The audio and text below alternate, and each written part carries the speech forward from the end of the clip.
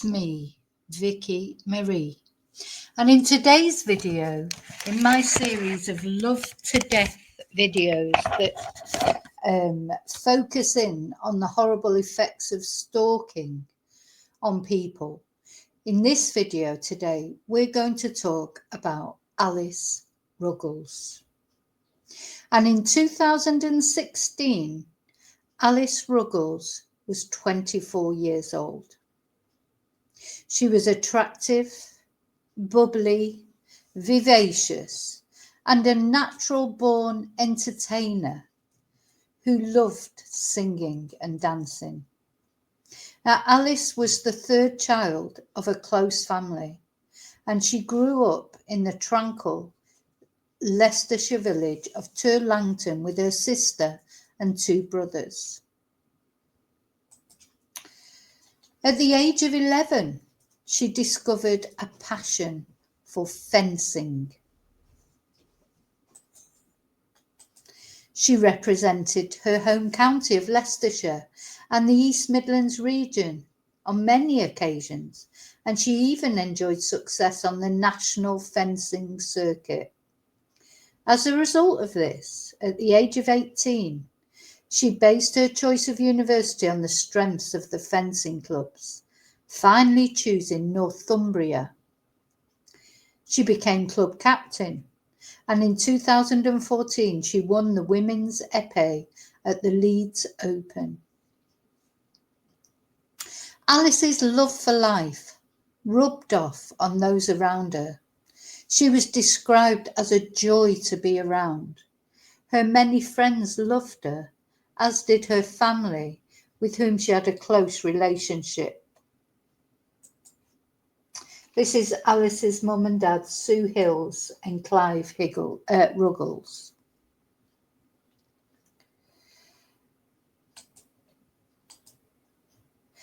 However, early in 2016, Alice began a brief relationship with Treman Dillon, a soldier who was serving with two Scots based at Penicuik, south of Edinburgh. Now, we do have to, unfortunately, have a look at him. Not that I want to concentrate on him much. But this is Harry Dillon. Right from the beginning, he displayed controlling behaviour. Alice had been introduced to him online by a mutual friend while he was serving in a non-combat role in Afghanistan, and they met in January 2016. They spent time together in Newcastle and Edinburgh before he returned to Afghanistan. And as I say, there were red flags right from the beginning. Dillon would always expect Alice to be available to answer his calls, or he would make horrible remarks about her appearance. He wanted to undermine her confidence. That's how these people start off, isn't it? It's love bombing at first. You're the best thing in the world. You're fantastic. You're beautiful. You're everything they've ever dreamed of. Blah, de, blah, de, blah, de, blah. And then they start being nasty, saying nasty things about your appearance, trying to undermine your confidence. So this is what coercive controllers do. This is what they do. And also the very things they found attractive about the person that they end up trying to control, their exuberance, their open personality, the fact that they're friendly with people, all those things they found attractive, they then are scared will attract other people. So they want to then kill those traits. I mean, literally in this case, they want to suppress somebody's bubbly personality or friendliness because they're scared that that will attract somebody else like it's attracted them. And also quite often, and the same in Harry's case, they are maybe not faithful themselves. So they start doubting, they're paranoid about people being unfaithful to them because they're being unfaithful left, right, and centre often. This was the case with Harry. So from April of that year, he would turn up unexpectedly when Alice was socialising with friends. When he returned from distance, a big distance. People, these kind of stalkers, no distances. I think it wouldn't have mattered if she lived in another country. If he knew where she was, of course. Many years ago, I suffered a stalking experience. Luckily for me, I could move to places where my stalker didn't know where I was. They also did not have transport. So thank God for that, though I'm sure they would have gone on public transport if they would have known where I was. This is awful, because what happens is a person who's stalked ends up having to move, because if they can't move, it's not as easy as that. I was lucky. I know I was lucky. But many of these people that have been stalked, maybe they've got, but anyway. So quite a distance. There is no object. If somebody's determined on stalking, they will stalk, no matter how far away you go. If they can physically possibly get there and they know where you are, they'll be. So, and this sort of, it had the desired effect on Alice, because she changed his, the way he treated her, this,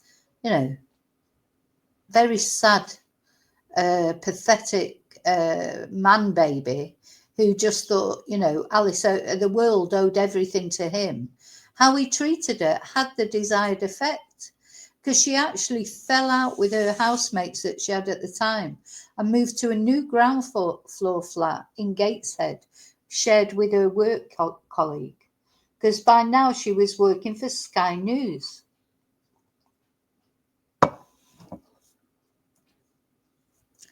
So in a few short months, poor Alice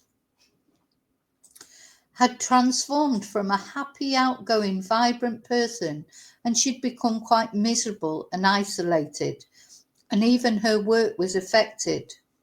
And during a family holiday, her family could see clearly how withdrawn and unhappy she had become. Anyway, the final straw for Alice in this relationship was when she was contacted by another woman with whom Harry Dillon, had befriended on a dating website. So it seems that Harry was all over the dating websites, even though he was seeing Alice. So she decided to end the relationship. And Dillon, despite his own infidelity and constant put-downs to Alice, was not prepared to accept this. In the ensuing weeks, he bombarded Alice with phone calls, voice messages, texts and emails. Some were pleading, some were aggressive and threatening. He also contacted her family and friends in an effort to persuade her to go back to him. And during August and September, poor Alice received a torrent of messages, texts, emails, voicemails, and he would contact her from different phones, different accounts. In some of them, he professed undying love. In others, he used emotional blackmail, and he would cry down the phone or threaten to kill himself. I just recognise this behaviour so clearly. Now, Alice was a lovely person. She tried to be pleasant. She didn't want to report him to the police. She didn't want to get him into trouble in his job, in the army. All she wanted him to do was leave her alone. Now let's listen to to a little example of what Harry Dillon at the time was subjecting her to.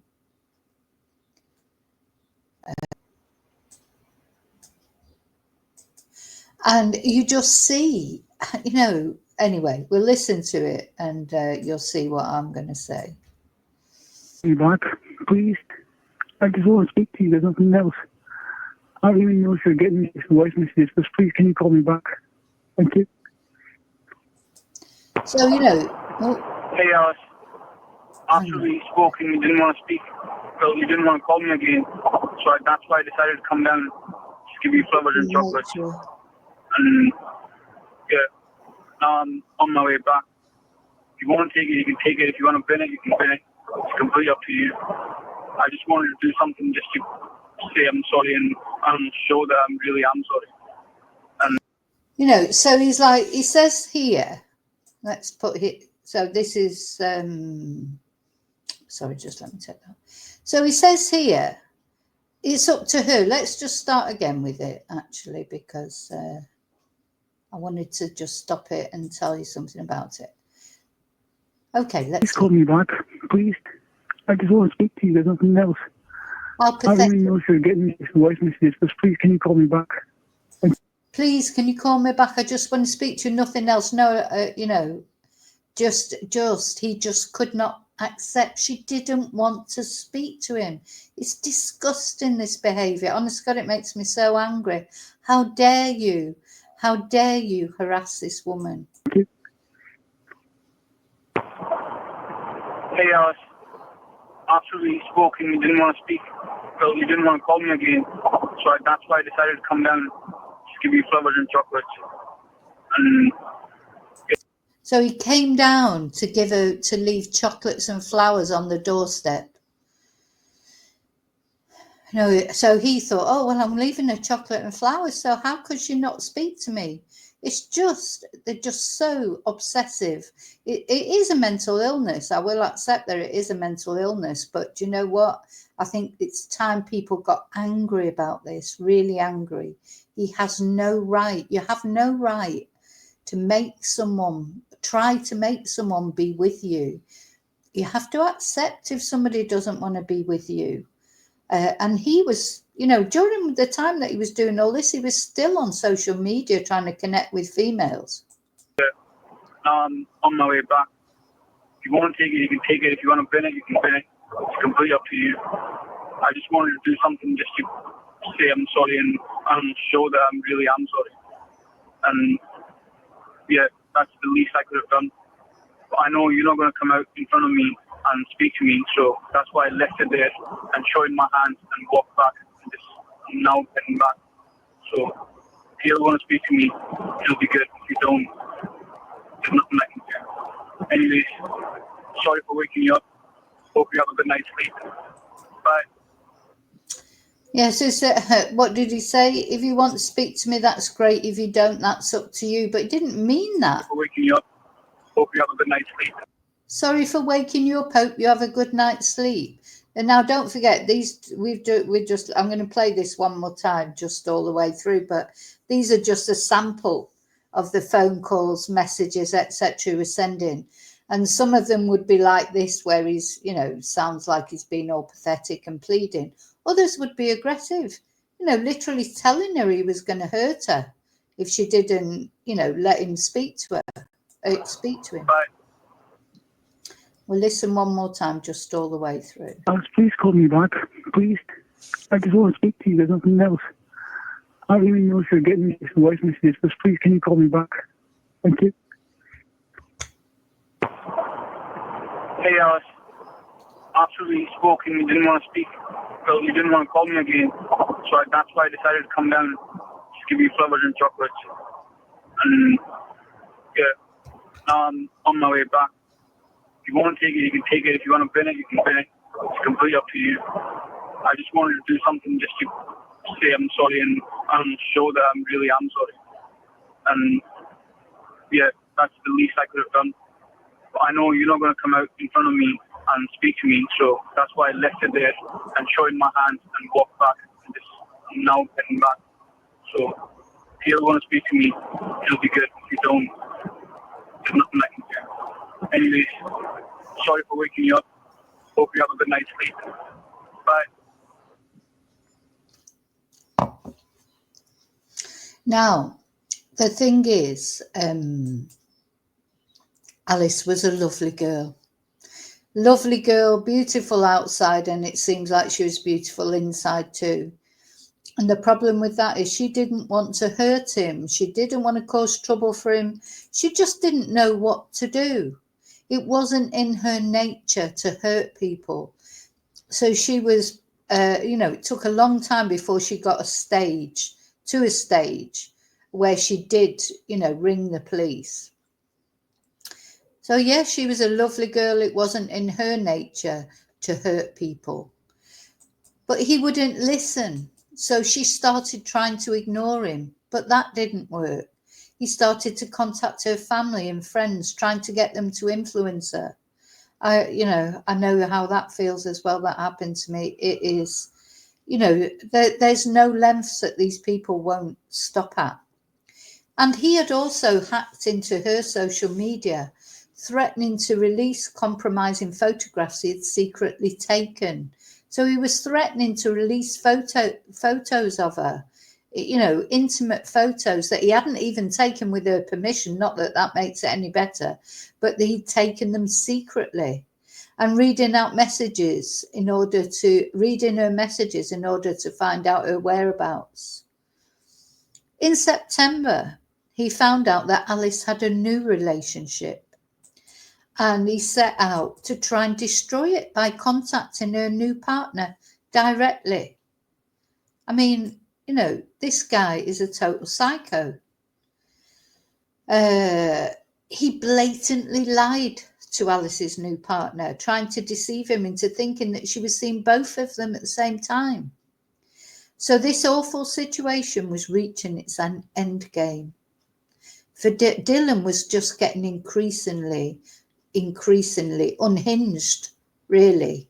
And I don't think Alice was protected enough by the police and wasn't protected enough by his employers, the army, for God's sake. So Dylan would repeatedly arrive at Alice's property, even though we've seen how far away it was, ring the doorbell and then hide when she looked through the spy hole. On one occasion, he climbed the fence into the back garden and knocked on Alice's ground floor window as she lay in bed. When she opened the curtain, she saw that he'd left these flowers and chocolates. That's what he mentioned in that phone call. And she saw him backing off. How terrifying. As he drove back to Edinburgh, he left a chilling phone message repeating that he didn't want to kill her and he wouldn't kill her. Just the fact he said that should have been a massive red flag. Why would you even say that to someone? I don't want to kill you. I won't kill you. Why would you even say that? That's another red flag that was missed. Anyway, finally, Alice was at the end of her tether, and she at last contacted the police, who were initially sympathetic and reassuring that he could be stopped. And that's what we're going to listen to next, that phone call. Now, I just want to warn you, it's heartrending. To hear Alice, she's just so sweet. You can tell she doesn't want to be ringing the police, but she doesn't know where to turn. It's absolutely heartbreaking.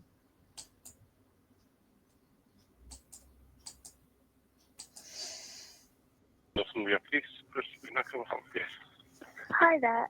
I just need a bit of advice, really, more than anything. So I split up with my boyfriend about 3 months ago. Since then, I know that he's hacked into my Facebook and also my phone. He's been sending me a lot of messages, even though I've asked him not to contact me. And basically, like, just messaging my friends and things. And then tonight, he's I had a knock at my door. And he sent me a message saying I've been in the garden since 5. I had a knock at my door. And then when I went and looked, I've got like a little, the thing that you can look through, and there was no one there. And then it happened again 2 or 3 times. And then he's come round the back, knocked on my bedroom window at the back of my flat, ground floor flat. He's been outside and he's like left some flowers and chocolates on the like outside windowsill, and like he walked off. He's not done anything, but I'm concerned. I've been putting off, like my friends have been telling me to call the police. I've been putting it off, but I just feel it. Yeah, so she says she's been putting it off. She's been putting it off, phoning the police. She didn't want to phone the police, but he left her no other alternative. Bit like shaken up tonight. So well, it can be classed as harassment. Yeah. Which is a crime. Yeah. If you know any contact from him, there's a number of things you can do. Yeah. You could go to a solicitor and take out an injunction. Yeah. Keep them away from you. Yeah. Or report it directly to the police now, and we can issue him with a PIN notice, which means if he ever comes near you again or contacts you again, he'll be arrested. Okay. So which would you prefer? Can I? So he offered her two alternatives, didn't he? Contact a solicitor. Yeah, contact a solicitor. Do you know how much solicitors charge? Alice was working, but she probably wasn't on a massive salary, but she was probably on too much money that she wouldn't have got any help with her solicitor, with the payment. She wouldn't have, what do they call it when you, legal aid. She probably wouldn't have qualified for legal aid. How is she going to contact a solicitor? Probably would have cost her, I don't know, at least £500 or something. Just to write a letter, they charge that. I mean, of course, things have moved on. I don't know what you're supposed to do now if you're, what the procedure is now. But anyway, that's what he offered her. Go and see a solicitor. Pay a solicitor to send him a warning letter. Yeah, thanks for that. Or this PIN notice thing that these are obsolete now. They don't do them now. Basically, they give him a notice, to warn him not to contact her again. And then if he does, after that, they will arrest him. But, maybe that's an advance on what happened to me, many years ago. They weren't even offered that. It was basically what I was told when I rang the police was, well, until he does anything, we can't do anything. So in other words, until he actually, it's not enough to suspect that you might be in danger until he actually does something to you. Wait till you're dead and then phone us back. That's basically what I was told. So I know things have moved on from them, but I don't know what the procedure is. I mean, what do you do with these people? Because they are so determined. It's like, I personally think only sectioning or actually arresting them will make a difference. Or if do you know what? You have to hope, I think, that you're lucky enough that these people find somebody else to do it to. It sounds awful. You wouldn't wish it on anybody, but that's the only way they ever stop or they do something to themselves, which is what happened in my case. And, that sounds awful, but that was a relief because you finally feel safe. It's a very strange feeling. I can't explain. You don't want that to happen to them. You never wanted that. But that's, after you've been stalked for 6 months, I defy anybody who's ever gone through that to not feel relief, to know that they're not coming back for you anymore. One way or another, whether they go to prison or whether they do something to themselves. And I know 100% that that person would have done something to me if they could have found me. Now, unfortunately for Alice, he knew where she was, and maybe she just didn't realise how much danger she really was in, because maybe she could have moved back home or found somewhere else to live. I don't know. That's the only way to avoid these people, I think. Anyway, so this is the advice Alice has been given. Go and see a solicitor, which would have cost her money that she probably didn't have, or this PIN notice. So she goes for the PIN notice. Try that option, please. Yeah, of course you can. I'll put some details off you there. What's your telephone number? 1 second, Alex. Have you got my telephone number?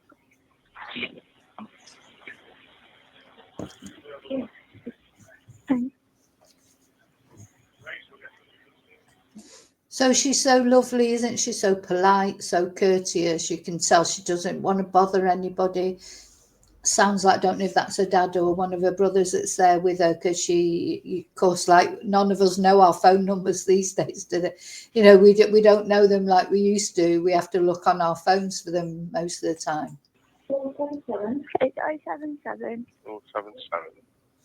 4085 6291.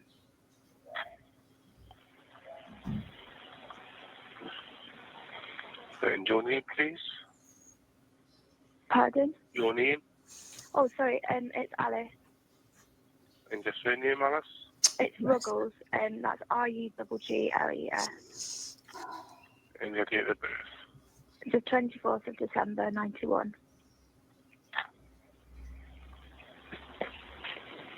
What's your address? It's 136 Walling Road. R-E-W, was it?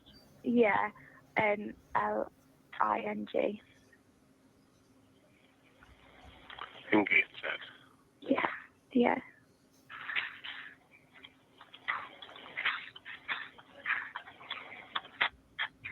What's he called? Harry Dillon. But his actual name is Truman, which is T-R-I. Right, sorry. What's this Harry Dillon? Because I want to ask. So what's his name? Well, his name's Harry Dillon, but he's got like a seat name, which is Truman. Right. So what name does he go by? Harry, yeah, Harry. Harry Dillon. Yeah. Now he's spelling the Dillon. D-H-I-L-L-O-N. Right, and how old is he? 25. And where does he live? He lives in Edinburgh. He lives in Edinburgh. Yeah. So he's like driven down.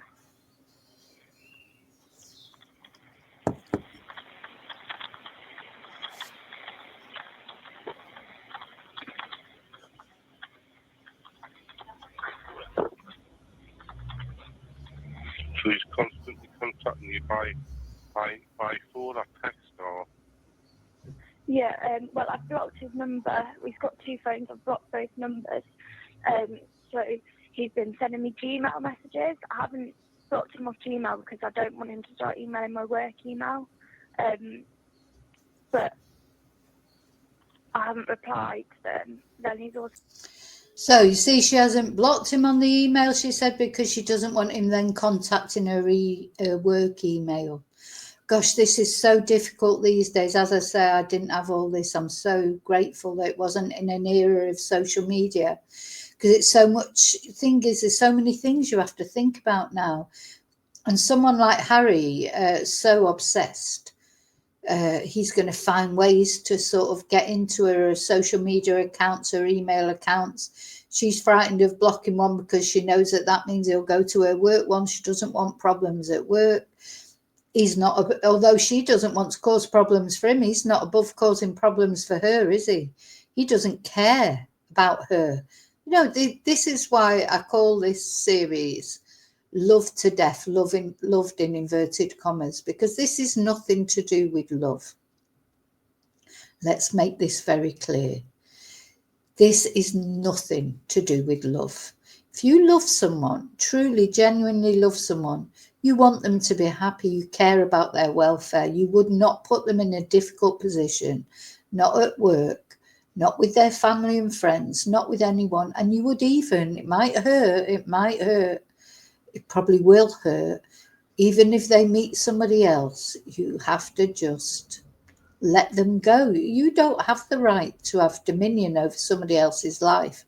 And if they don't want you anymore, they don't want you anymore.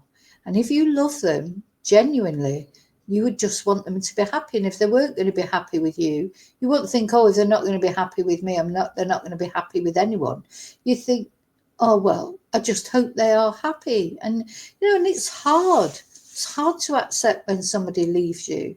You know, that is probably most of us have been left at some point in their life by someone. You know, it's hard to accept, but you have to, because you do not have the right to control somebody else's life. And even less if you love them, let them go. also made a fake Snapchat account to try and contact me on. Fake Snapchat account. All these red flags. Red flag after red flag. Do you know his address in Edinburgh? Yeah. Right. So we'll need to get the Edinburgh police to go and serve him with a pin notice. Okay.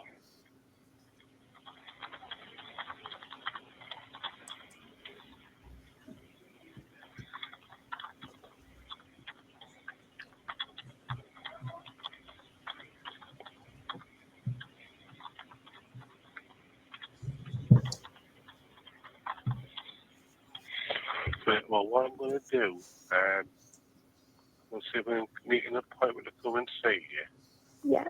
in the morning. Yeah. Or as soon as we've got a daily appointment free, we'll get the details. Thank you. Oh, thank you. This poor girl. This poor girl. Actually, we've got no appointments left for tomorrow, Alice. Okay. No appointments So, left for tomorrow. That makes me so angry. I know that he's hacked into my Facebook and also my phone. The thing is, I know the policeman did not know what was going to happen, but but 2 police people were reprimanded over this. I mean, there was action taken. I'm not going to go into that in this video. I just really want to talk more about what happened to Alice and Alice's story. There are some things. This is, it's massive, really. There's so many things, we could talk about Alice's story. But what I just want to concentrate is on what happened. I want to let you hear how Alice tried her best, her very best, to save herself, really, by doing all the right things. She contacted the police in the end, all those things, but it wasn't taken seriously enough. And I can see with this policeman, he's sympathetic, but he is not taking it seriously enough. No appointments for tomorrow. He's not thinking of this as urgent.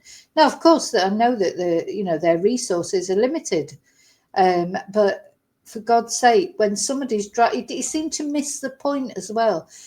That this man, he wasn't just stalking in the sense of he lived around the corner.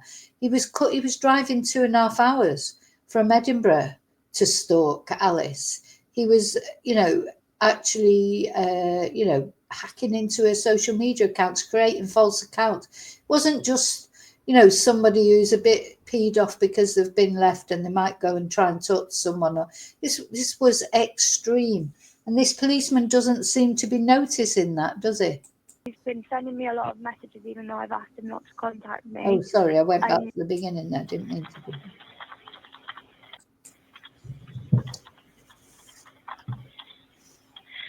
Right, well, what I'm going to do, we'll see if we can make an appointment to come and see you. Yeah. In the morning. Yeah. Or as soon as we've got a daily appointment free, we'll get the details. Thank you.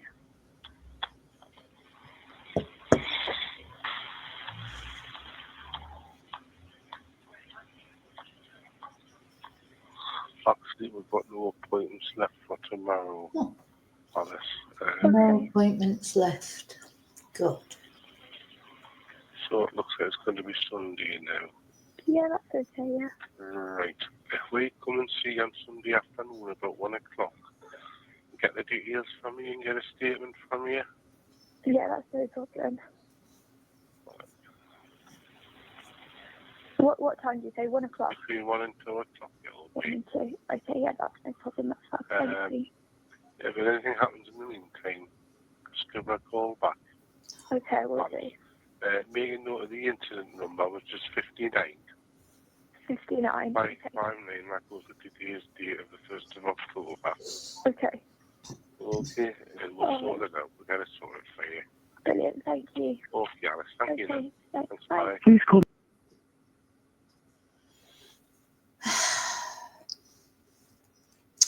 Okay, so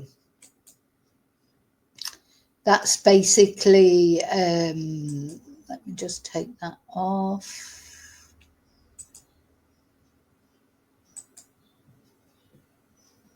Need to take that off this anyway. Okay, so yeah, that's what happened. So Alice finally, she did phone the police. So as it was evident from the recording of the phone call, she was calm, she was polite, she was almost apologetic, and the officer explained to her 2 options, etc. So she asked to do the PIN option. So by then, Alice believed that she was protected, and she started to regain her old self-confidence again. But actually, a PIN notice carries no legal weight, and they are no longer used apparently in stalking cases. Now, I just want to add here that some of this information that I'm telling you about, I've taken from the Alice Ruggles website, which I'm going to talk about later. So then the police warning was communicated to Dylan in his barracks by his army superiors on the 3rd of October. Now, obviously, we don't know what went down there. We're not privy to the conversation they had. But, you know, I don't know what they said to him, didn't say to him. Maybe nothing would have made any difference, but who knows? Anyway, so colleagues, friends, even a general practitioner had also told him not to contact Alice. But despite all this, he then immediately sent her a parcel containing a letter and some other items. And the letter complained she had called the police on him and he was now facing the repercussions. And he said that they had shut him in a room and taken away his laptop, his iPad and his phone, all of which was a lie. And he went on to say, I'm in a load of SHIT now, but I hope you feel happy. I'm sending you everything I have that reminds me of you as you belong to another man. I'm wishing you two a happy life and I will never come in your life again. Well, she wished. I mean, the thing is, that's what he kept saying, wasn't it? Oh, it's up to you. Oh, I'll never contact you again. Oh, you know, but it'd be great if you do contact me, but if you don't, that's fine. It was rubbish what he was saying. So Alice received the parcel and rang the police again to report it. But this time she was made to feel that arresting Dylan was not a possible option and that she was wasting police time. So apparently a second phone call that she made was not so sympathetically received. And there is no recording of this police call. And so Alice realised she actually was not being protected at all. She tried to make sure she was driven home to the front door every day by a colleague, and then she immediately double locked it. And on the 10th of October, though, unknown to Alice, Dylan drove down to her house after dark, climbed into the back garden and photographed the rear window of her property. And this was in preparation for the last day. And I'm going to show you the video of what happened on the last day. Again, just I mean, there's obviously you're not going to see anything, but it's quite upsetting. So I just want to warn you that because it just is very upsetting, just the thought of what happened. So we're going to see CCTV of Dylan filling up with petrol, etc. We're going to see Alice leaving work with her colleague who dropped her off right at the door. We're going to watch that.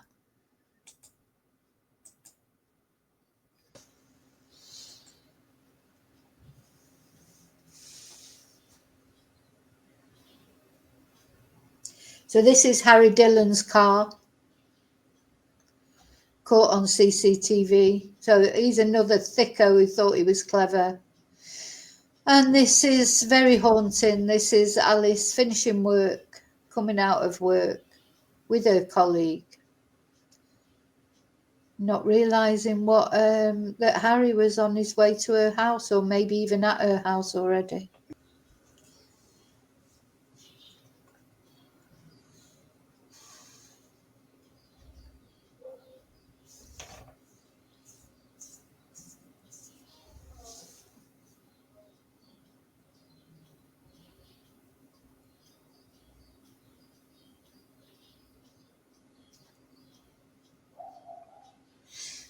So this was evidence that was put forward. This is Harry going to the petrol station, filling up with petrol. There, idiot.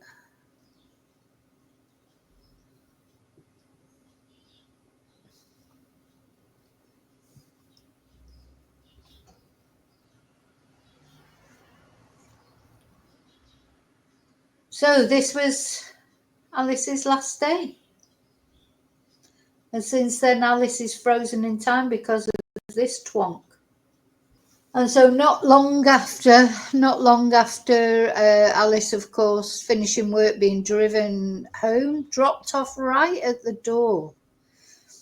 Going into the house, it seems like she may have been in the shower when this happened. He turned up, came through the window, that window that had been the night before, and taken a photo of. Oh my God. You know, he'd actually been, so this was premeditated. He knew he was going in through that window. You know, it wasn't, you know, he was planning to go in through that window.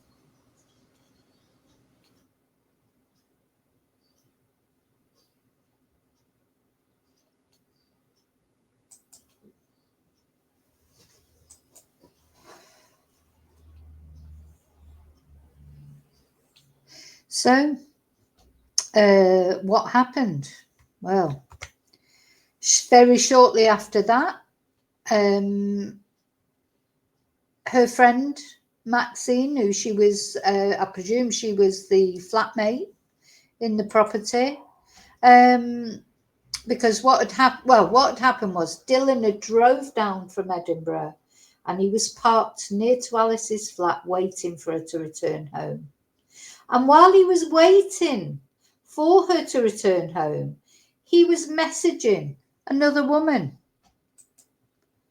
He was actually messaging another woman at the same time that he was waiting for her to come home.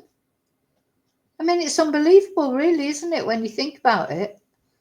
It's unbelievable, except it happened. You know, it happened. There he was, waiting for her to come home.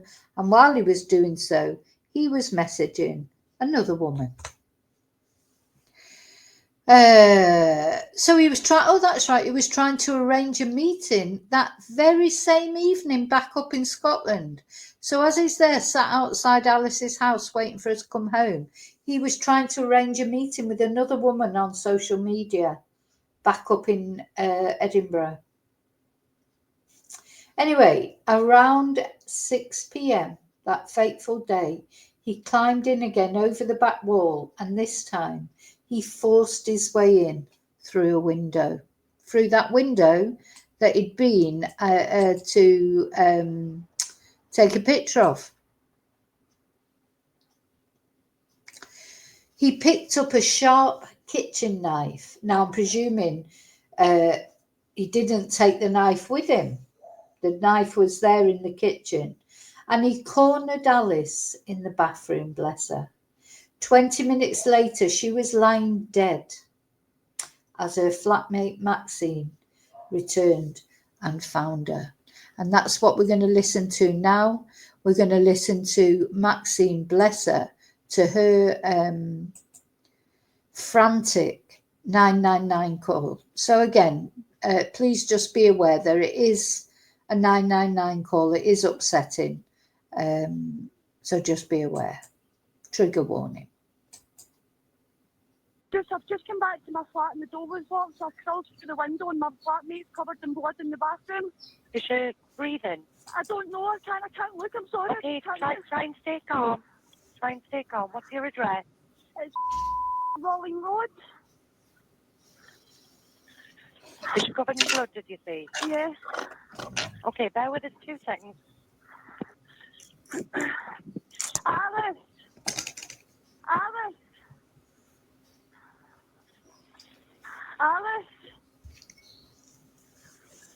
Oh my God, she's dead. Oh. Which town are you in? It's Gateshead. Gateshead. What's your name? Maxine. Maxine. Please 2 come. seconds, Maxine. Not yet. What's your surname, Maxine? Maxine McGill. MC McGill. MCGILL. Okay. Now, I just want to say I hope Maxine is okay. I hope she got counselling, etc. Because how traumatic to arrive home, find your friend, brutally murdered like that. Just awful. And of course, Maxine is Scottish. The telephone operator is a Geordie from Newcastle, I would imagine, from Gateshead. So I do think there's occasionally a little bit of a miscommunication because of the accents are so different. But anyway, they get through it. I think the 999 operator is very sympathetic, and she does do well to calm Maxine down. But I just cannot imagine how this was for Maxine. And Maxine, I hope you're okay. I hope you've had counselling. I hope you've coping with it somehow. It must have just been awful.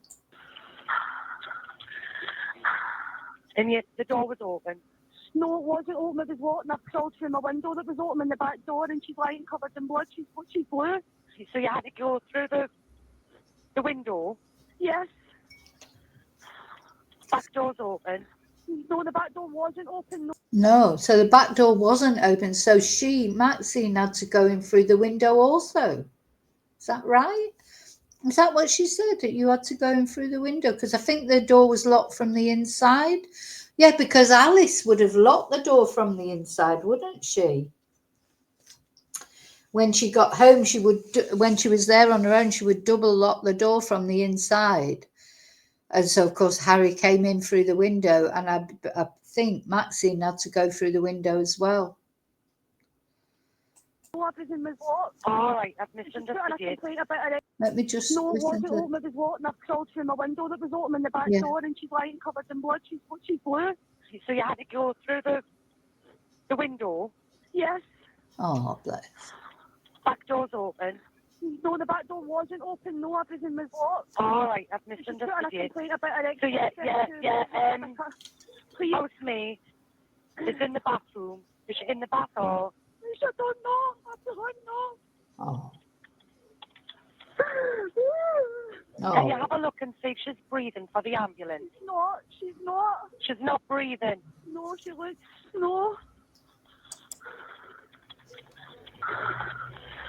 Where's the blood from? It's everywhere. I don't know. Her leg looks broken, everything. Say that again, sorry. Her leg looks broken, everything. I don't know. She said her leg looks broken. Oh, so she's, he submitted her to a savage attack. And anyway, he's just a monster, a complete psychopathic monster.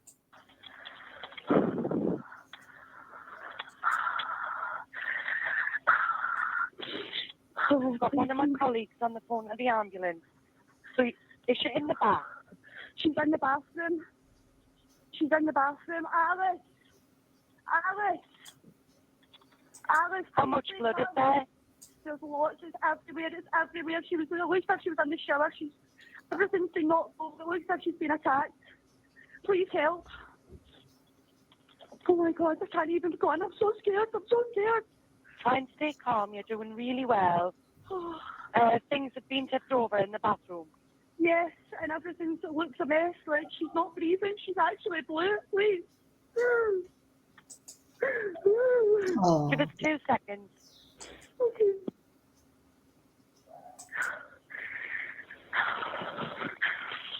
Has anybody seen anybody round about here? Listen, sweetheart, I'm telling my colleague to get the ambulance to give you a ring because she's flew to see if you can get, Please, I see if they can't. can get you to help them. Can I get my neighbour to do it, please? Yeah, I yeah. can't do it. Please. Is your neighbour with you? No, I mean, I'm going to shut the door. Oh my God. What's your called? She's called Alice. Hey. Alice. Alice, are you awake? Alice, I don't want to touch her. I really don't want to touch her. Right, is your neighbour there with you? No, it's just kids out the front, please. Oh, Tommy, she's dead, she's blue. There's an officer travelling. Is the ambulance travelling, Kathy? Please, I need somebody here right now. I know you do. We're getting to you as soon as we can. Oh.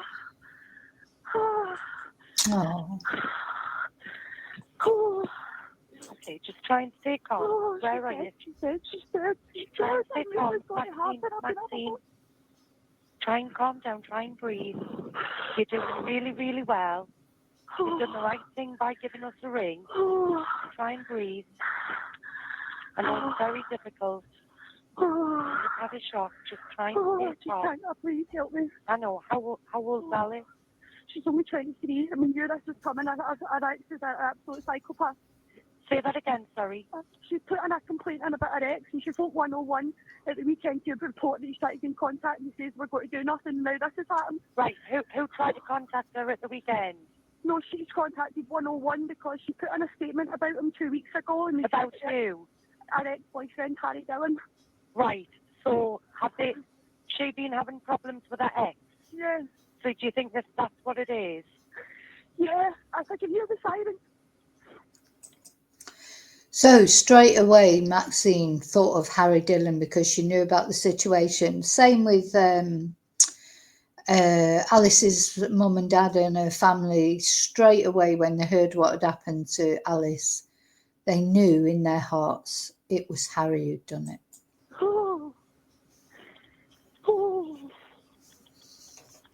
What's he called? Sorry? What's he called, the ex? Harry Dillon. Harry Dillon. Yeah. Please, And you're concerned he might be responsible? My neighbour's here. Right, okay. Did you hear any disturbance? Listen. Ask your neighbour. Boys? Oh, yeah, she had voices, so yes, I think it's definitely him. Why? Sorry? Why do you think it's him? Because he was threatening to do bad things to her and stuff. Like, sorry? My mother's flatmate. I can hear the police are coming. There's the police. Yeah, they're saying they're at scene. I'll wait with you until they're actually... Now, I have to say, they got there quite quickly, didn't they? Because I'm not sure how long this... it's only been really a couple of minutes, so they were there quickly. I've got to say that. I mean, unfortunately, did not help Alice. Alice was beyond help. But they acted quickly. With you. Okay, you're doing really well. Wow. You're doing really well, Maxine.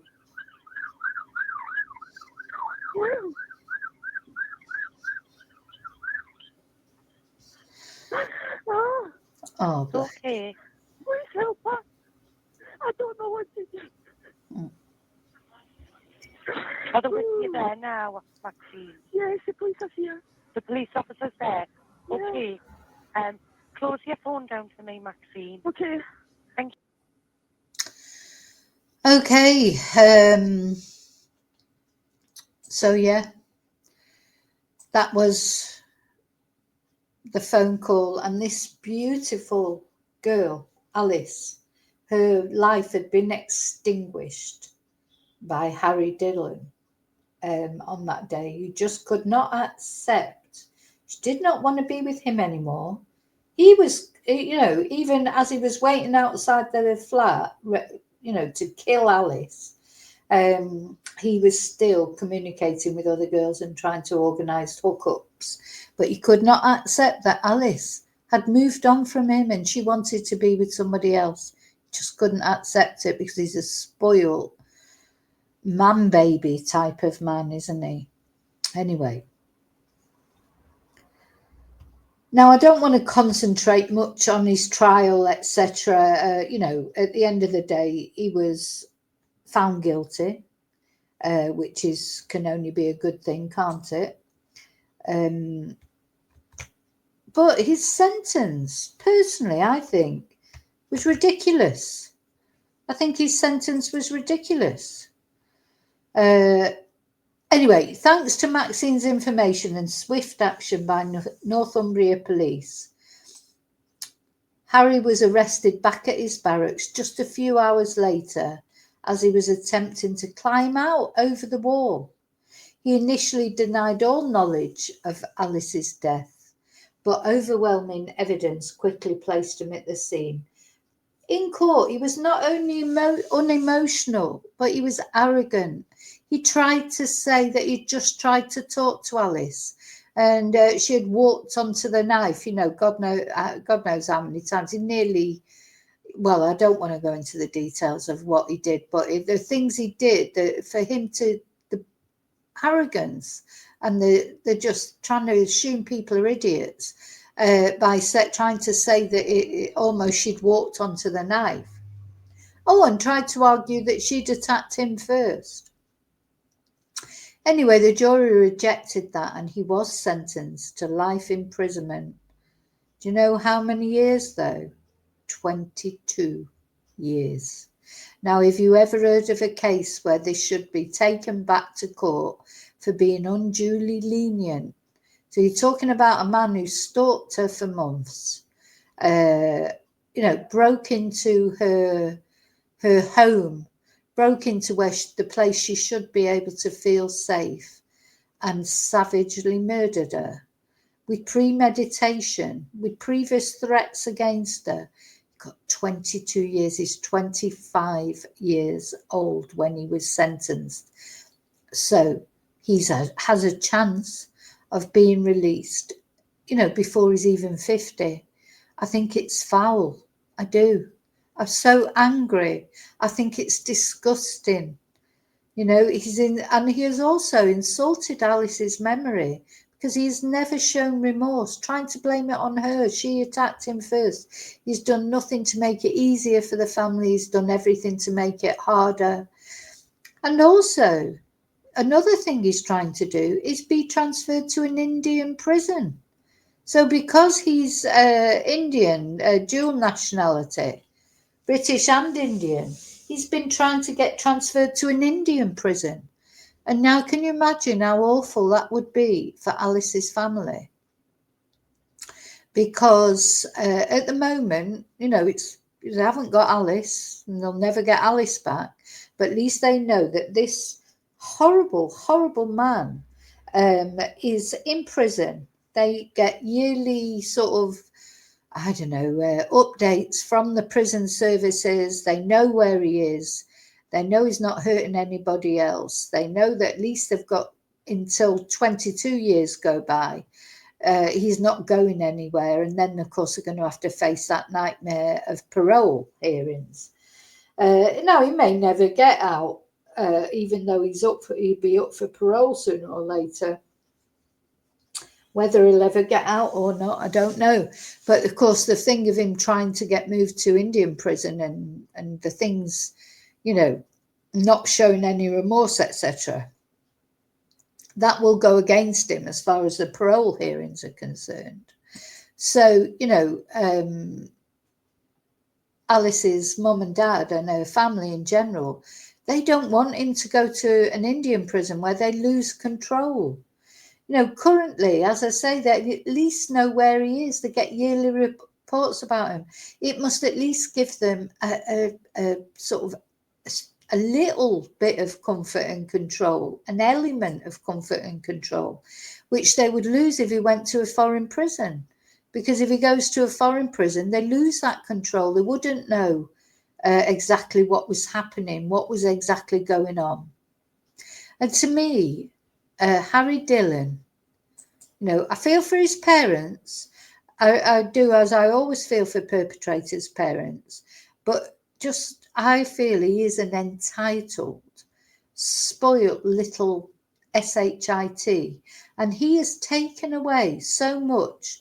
Not only that he's taken away Alice's life, which is enough in itself, deprived her of the rest of her life, deprived her family of the pleasure of being with her, seeing the various stages in her life, grandchildren from her, etc., seeing her get married, all the endless possibilities that someone like Alice had, because she was a joy to the world.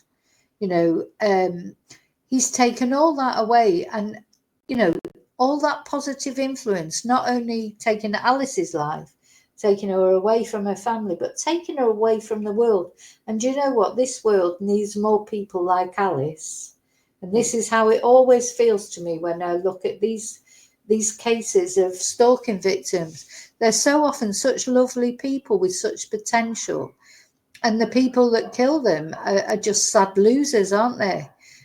He's still here, even though he's in prison, he's still here, casting a dark shadow on the world.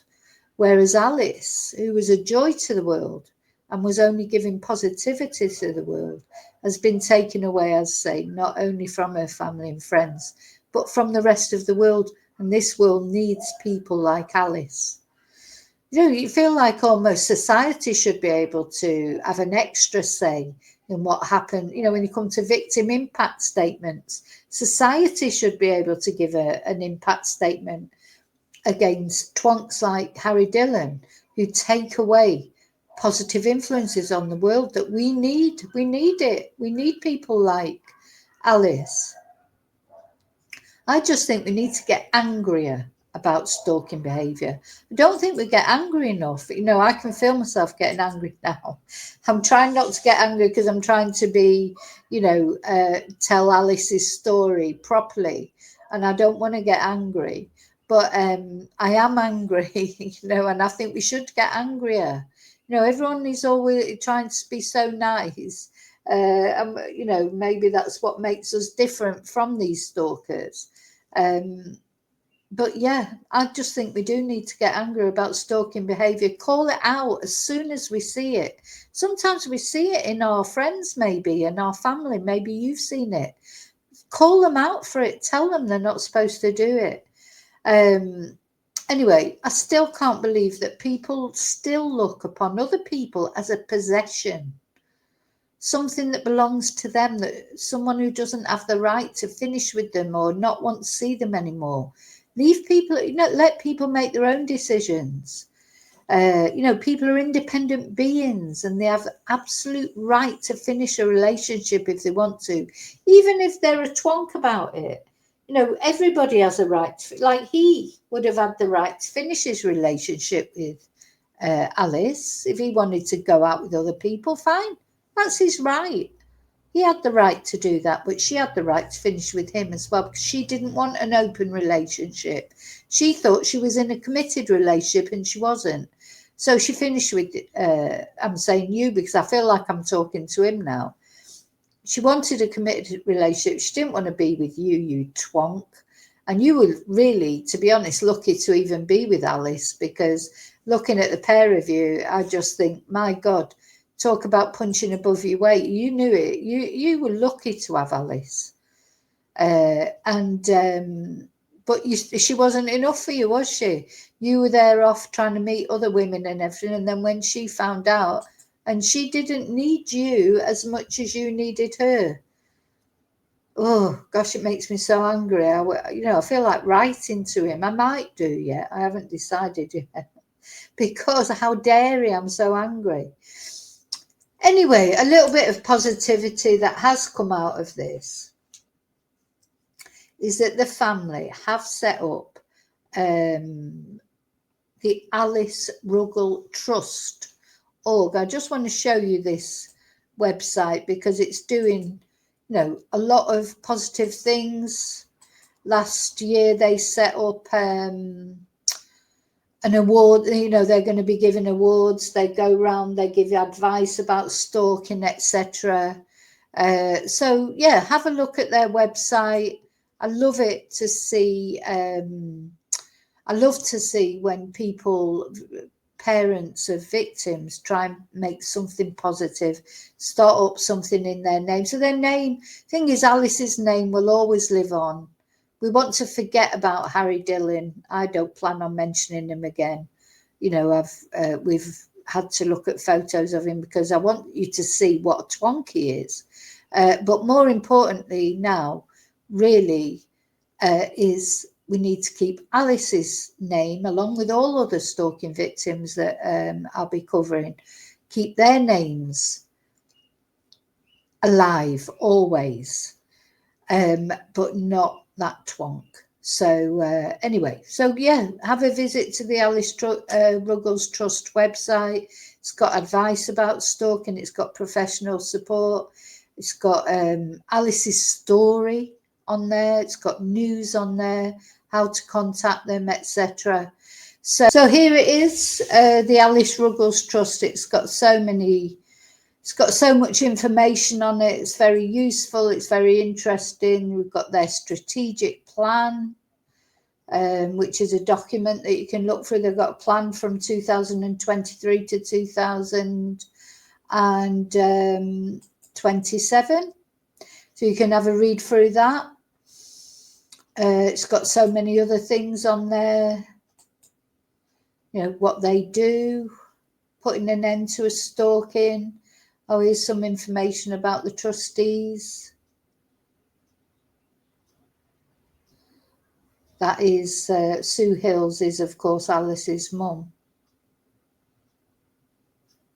Oh, they've got one of the trustees is an inspector in Durham Constabulary.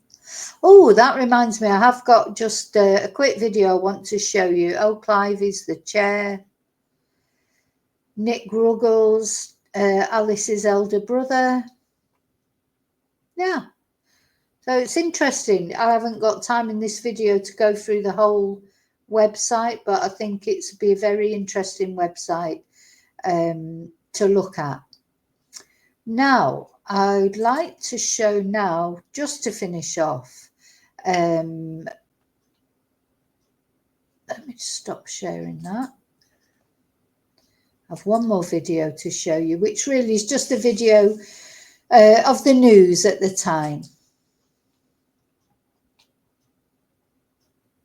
That I just think you might find interesting. It has the police talking about the action that was taken against made complaints to the police about her jealous ex-boyfriend stalking her in the weeks leading up to her death. Split up with my boyfriend about 3 months ago. Since then, I know that he's hacked into my Facebook and also my phone. He's been sending me a lot of messages, even though I've asked him not to contact me.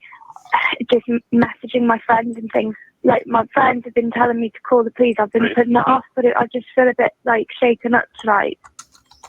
Just days after this call, Lance Corporal Triman Dillon brutally murdered Alice in her home. Today, Alice's parents welcomed a report by the police watchdog, which found failings in Northumbria Police's handling of her complaints. The report found 2 officers had cases of misconduct to answer, while another performed unsatisfactorily. We knew that the police response had been less than adequate. And so to actually admit that means that they've got the chance to put things right and move on. What we don't want to happen is people to focus on these 3 police officers and say this was a one-off case, because it isn't a one-off case. That's so very interesting. It isn't a one-off case, unfortunately. It's common. It happens all the time. And, these parents and families of these victims, they're so dignified. They're so lovely. I hope they can turn this into something positive, the death of their daughter. Yeah. Stalking happens all the time. and stalking victims are very rarely listened to, and tend to have a very hard time trying to prove to the police that they need to take their case further. Northumbria Police have acknowledged themselves that improving the quality of training to staff so that they could differentiate between stalking and harassment is something that they've committed to do now. I think they have also recognised that had further investigations taken place with it's true that, isn't there? There is a difference. It has to be sort of looked into more. Because, yes, sometimes people split up and maybe their ex, when they've had a few drinks, will be round at their house. Or maybe a bit of drunken texting. There's probably not many of us who haven't done a bit of drunken texting. You know, that's different from stalking someone.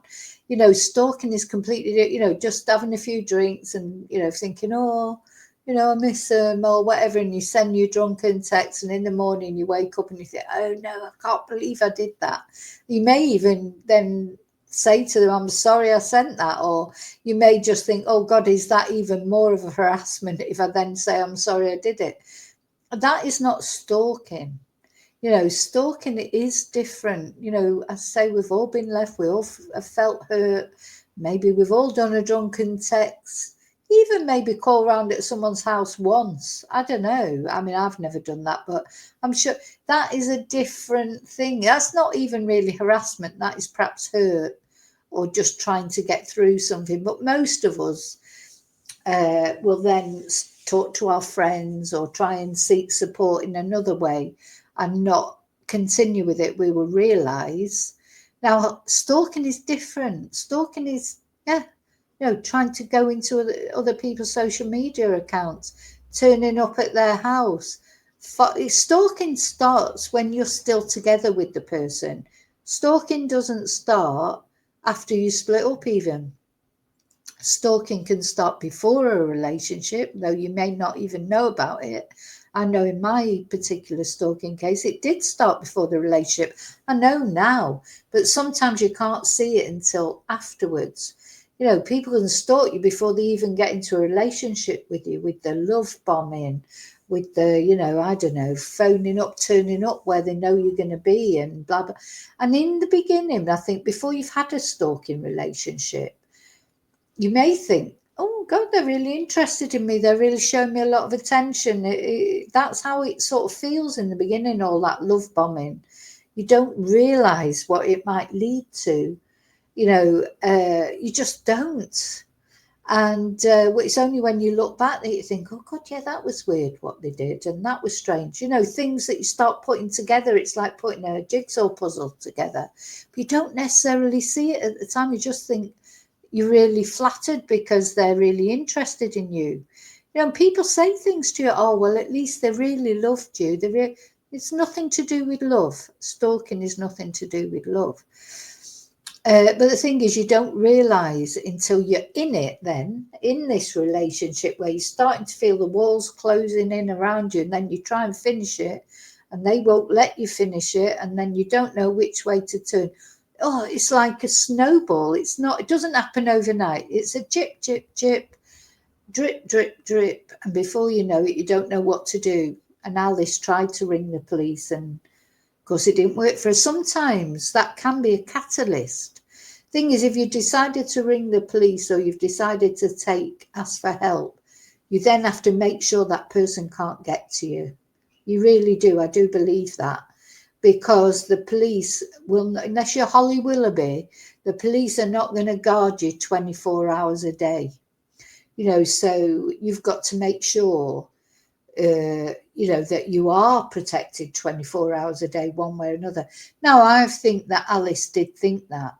But she didn't realise he was so obsessed. He got through that little window. Oh, my God. The evidence, they would have seen the pattern of behaviour rather than isolated incidents. The report found one officer failed to recognise the offence of stalking, despite Dylan travelling hundreds of miles to lurk outside Alice's home.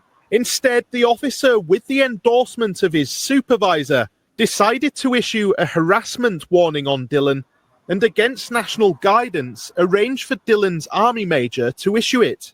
It failed to deter Dylan, and he sent letters and photographs to Alice in the post. She reported this to a third officer and was asked if she wanted her former partner arrested. The report says she should never have been asked. We've worked really closely with the Ruggles family to develop a training package, and they actually made a video for us where they talked about Alice's story and what happened to her, and it really helps officers to see from a real perspective what it's like to be stalked, what the behaviours can be like. You really need to understand the risks that the victim faces, so that's the work that we've done to really improve. Northumbria Police say lessons have been learned, and Alice's family have been helping them in delivering the message. That's the story of the beautiful Alice. It's a very sad story. There's no words, are there? But rest in peace, Alice. Fly free. Love and strength to your family. And let's hope that your story, if nothing else, at least can help other people. And believe me, it's not just women, so statistically. So yeah, fly free, Alice. Love to your family. I'm going to show a few photos of Alice now to finish off with some music. And as always, thank you for watching. Don't forget to subscribe, please, and then you'll see the next sort of videos in this series of Love to Death. And also press notifications, but most importantly of all, take care of yourself. Call out any signs of stalking that you see, either against you, maybe you'll see it with family members, friends, etc. Call it out every time, right from day one. And as always, may your God go with you. Thank you so much.